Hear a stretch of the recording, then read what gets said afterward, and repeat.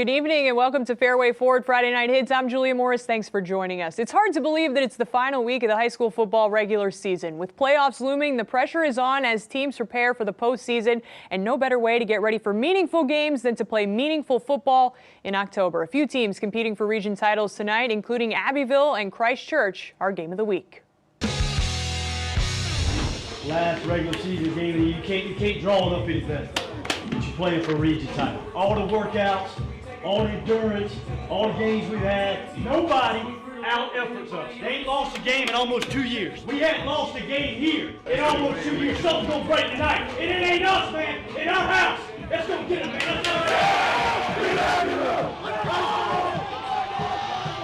Players fired up. The Panthers, the defending 2A state champions, have not allowed an opponent to score in region play this year. And in the first quarter, Abbeville takes an early lead. Jamarian Burton punching it in. Panthers up 7-0. Second quarter, Christ Church evens it up. Woods Wynnum threads the needle to B.J. Atkins for a touchdown. That's the first point scored against the Panthers since September. But Abbeville responds before half. Zay Rayford keeps. He scores. Abbeville retakes the lead, and the Panthers offense would roll in the second half while the defense holds the Cavs scoreless after the break. Abbeville wins its 29th region title in program history. The Panthers beat the Cavaliers 31-7. It means a lot. You know, we honor these things in Abbeville and give Christ Church a lot of credit. They had a heck of a football team and, well, a hard-fought victory, it really was. Abbeville will host Blacksburg next Friday in the first round of the 2A playoffs.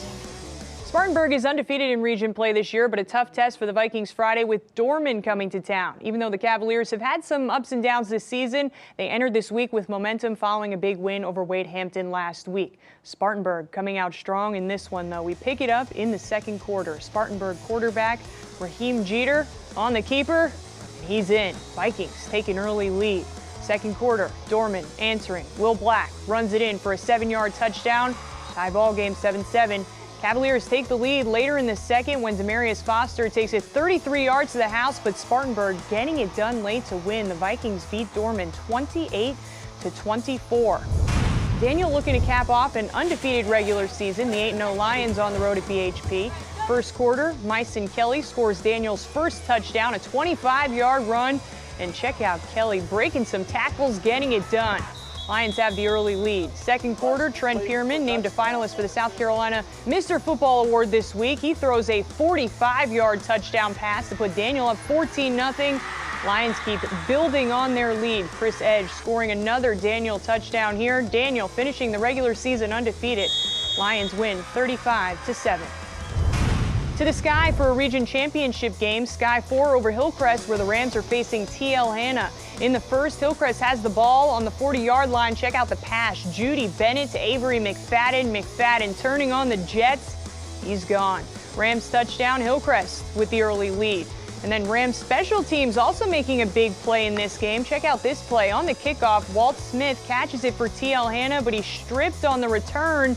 Hillcrest comes up with it, and the Rams capitalize after that turnover. Bennett firing another touchdown pass, that time to Hunter Wisniewski. Hillcrest wins the region championship with a 44-21 victory. Quick look at some other scores. Dixie winning a close one over Whitmire 96, winning big over West Oak 58-6. Blue Ridge beat Berea 38-35. Westside winning big over Pickens 48-7. JL Man winless in region play this year. The Patriots trying to end the regular season on a high note, but Malden cruising early. Second quarter, Mavs quarterback Emery Watson flashing his speed down the sideline and into the end zone. Malden's up 34-7. Man not giving up, though. And this is one of the best plays of the game. Check it out. Michael McClellan scrambles, keeps the play alive, and hits Jordan Meggett for a score. Patriots cut the Mavericks' lead to 20, but Malden's defense too much for the Patriots in the second half. The Mavs offense keeps rolling. Malden wins 55-28. Wren has won 2 of its last 3. The Hurricanes wrapping up the regular season at Pendleton. In the third quarter, Wren's up 35-0, and the Hurricanes add to it here. Malachi Hill, 65-yard touchdown run. How about that? Wren's up 42-0. Pendleton trying to get something going in this game, but a big play by Wren's defense here. Nick Morgan picks off the pass. Wren wouldn't score after the turnover, but the Hurricanes offense still putting on a show. Wren dominates, winning 49-0.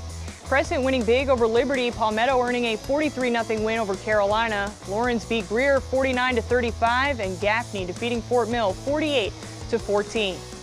Greenville lost a close game to Greenwood last Friday with a region title on the line. The Red Raiders looking to bounce back this week on their home field. Greenville cruising against Eastside to pick it up in the third quarter. Prometheus Franklin hits Elijah Kelly.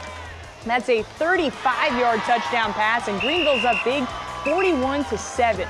Still in the third, Franklin rolls out and hits Josh Sapp, the Clemson commit, off across the middle there, and Sapp just will not go down. How about that? He powers his way inside the 5, and Franklin takes it from there, taking it himself for another Greenville touchdown. Greenville bouncing back from last week's loss in a big way. Red Raiders win 55-7. We're taking a quick break, but when we return, another region title up for grabs in Powdersville. To get you set for that, it's Mic'd Up with Southside head coach Roy Ravenel.